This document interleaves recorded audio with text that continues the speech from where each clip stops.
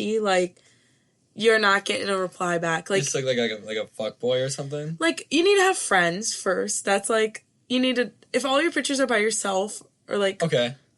You know, like, look like a friend's, maybe, like, a picture with your mom. Makes like, something that is going to make me feel like I should trust you, which I get is false and basing everything off images, right? But, like, something like that is going to kind of give me a sense of, like, oh, okay, he's a human, you know, versus, like, it's a profile, you know? Okay. I don't know, like, some, like, insights about your life where I could be like, okay, he goes to college, like... So, like, common interests, maybe? Yeah, like, I could start, like, seeing things about you, like, seeing if I would even think this is, like, worth my time.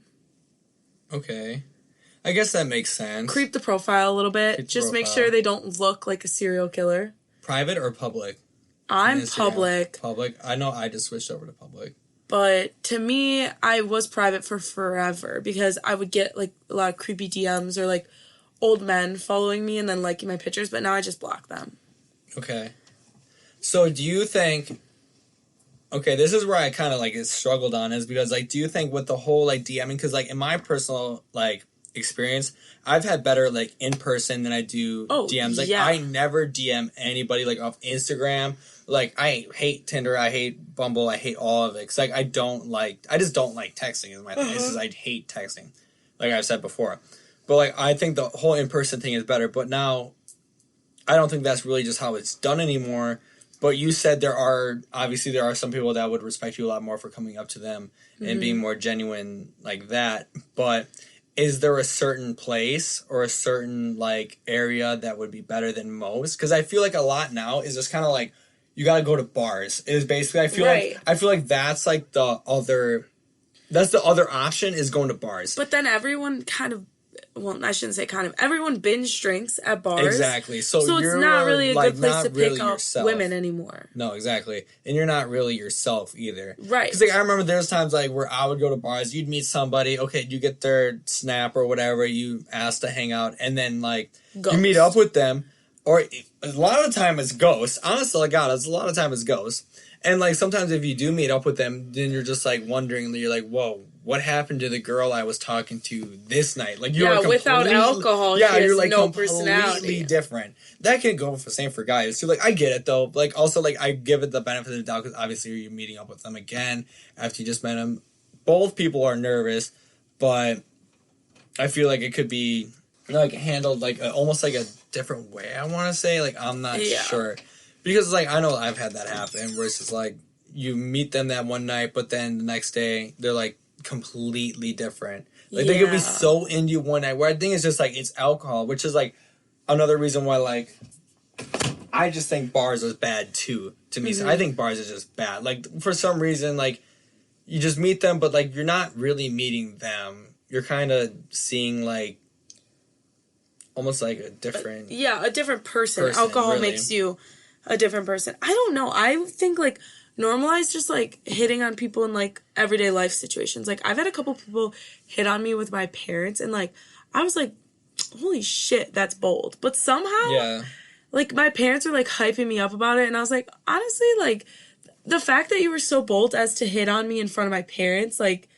it was kind of, like, respectful in the fact that I was like, I wanted to know more about them. Like, it was so bold and out of pocket that it intrigued me. I guess how they do it, too, also makes a big difference. Yeah, right? Like, not in a creepy, like, take you home. Like, in a respectful, like, could I get your number or something like that. Like, to me, that strikes me different as, like, I don't know. I guess I haven't really had any, like, bad encounters with someone coming up to me and hitting on me, but, like, it's also, like, puts people on the spot. You never had a bad encounter? With someone coming up to me and being like, could I have your number? They just come up and straight up say, can I have your number? Or do they ease into it a little bit? One time I had the Taco Bell drive-thru guy ask for my number. And I put a fake number down. Oh, God. Was it one of those numbers where, like, you call it? I just changed the last 2 digits. Well, he's going to find somebody. It's not going to be you. I hope he finds love. I hope. It's probably somebody else. I hope that's his wife and he invites me to the wedding. Don't know how he's going to contact me, but... Yeah, facts. Oh, God. But, like, with that in mind, too, like, because, like, where else... If it's not at bars and you don't want to DM, where else is like a susceptible place? You know what I mean? Is on that the campus? Right word? Yeah. Susceptible. Okay. When are you susceptible for love?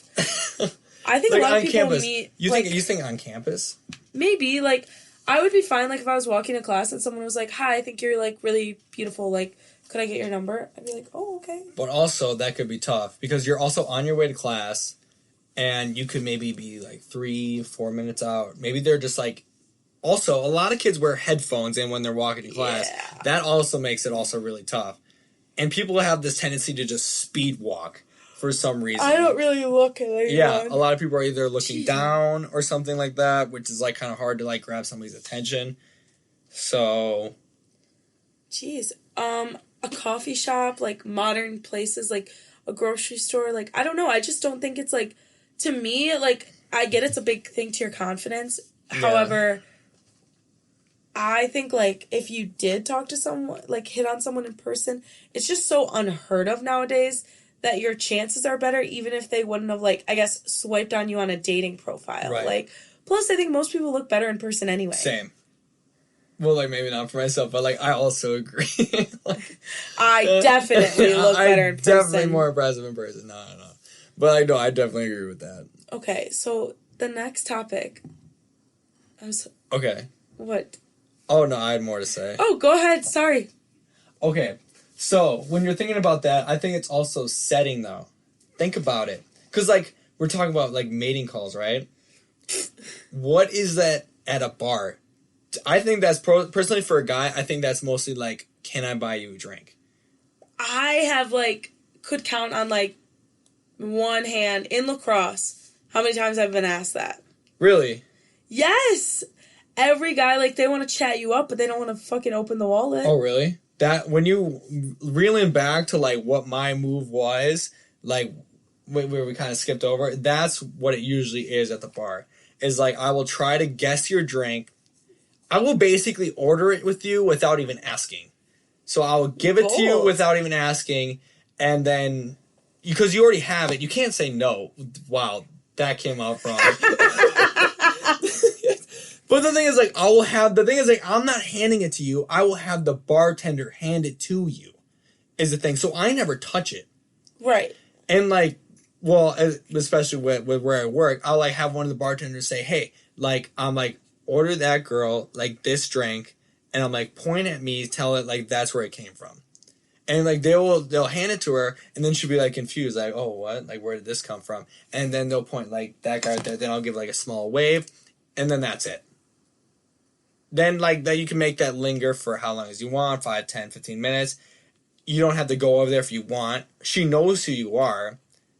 Either she likes it or she doesn't. Then you just kind of look like, is she just keep looking back at you or something like that? If she keeps looking back, you at least make eye contact maybe 1 or 2, 3 times. Okay, 3 times is way too much.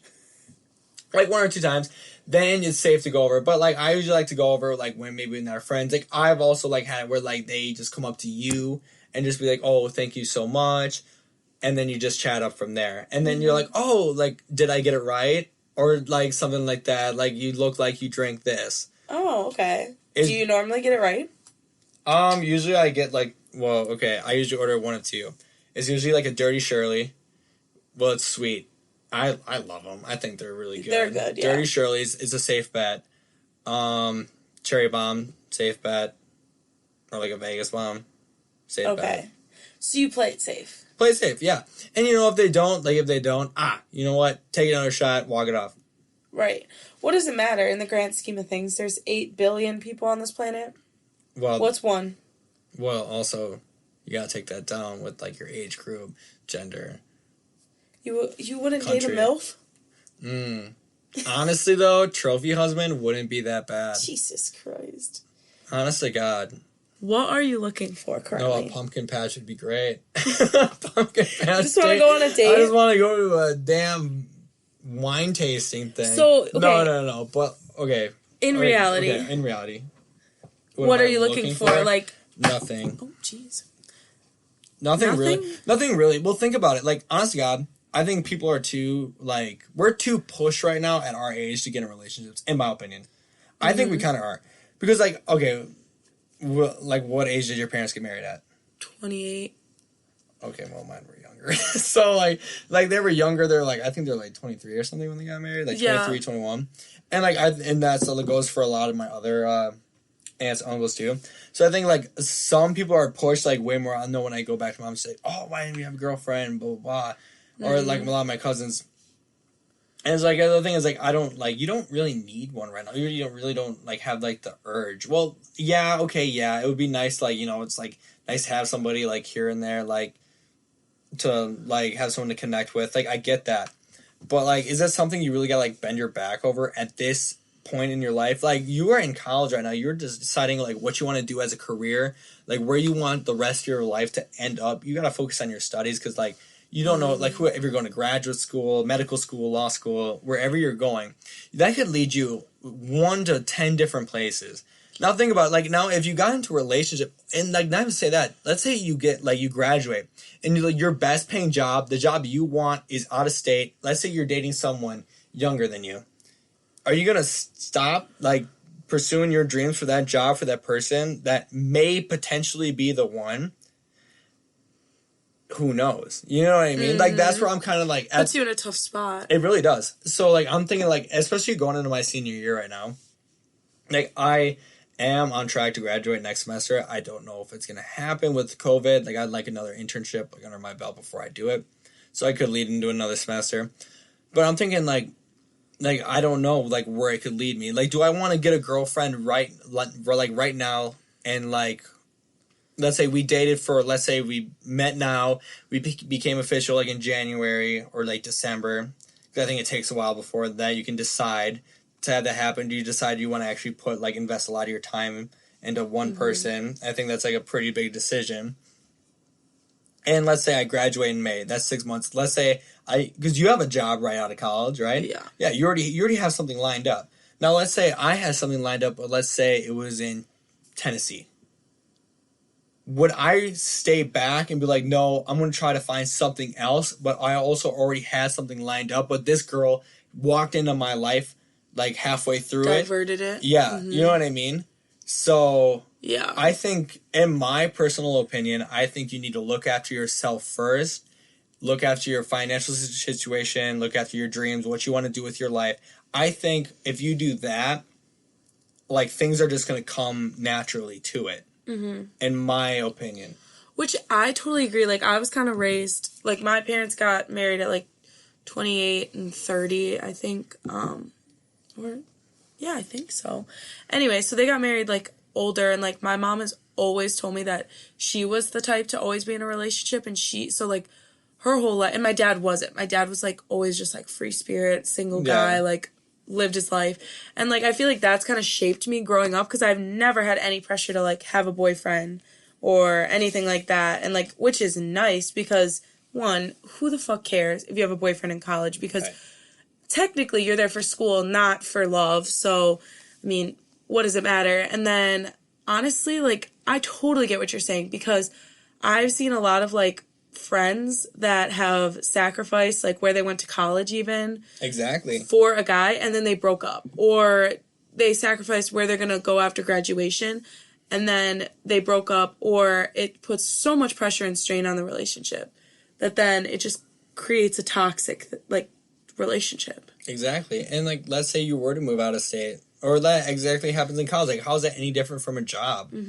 Like, you're going to really, like, cross states, like, every weekend to go see each other. Like, I don't think it can happen. That is my blunt, like, perspective of it. I think long distance is just, like, a recipe for disaster. What would you consider, like, long distance? Like, anything more than how many hours? I don't know. Maybe, like, even, like, 3 is pushing it for me. Holy shit. Like that. I live 3 hours away, though. From here, like here? 3.5. Yeah, but you live here right now in your own apartment. Yeah. So you kind of live here, I guess. I guess that happens with, like, people, like, okay, you're dating in college, but, like, during winter break and summer break, you're apart. I think that's a little different. But, like, you'll be back. You'll be back. And, like, if you have a job, let's say even, like, 4 hours away, and, like, especially, like, let's say that person is still in college, I feel like there's that always overbearing, like, thing maybe that's just me because I'm a little paranoid, is that, like, you know, they're going to be partying. Obviously, they're going to be meeting new people every week. Right. And, like, you could be on that 9 to 5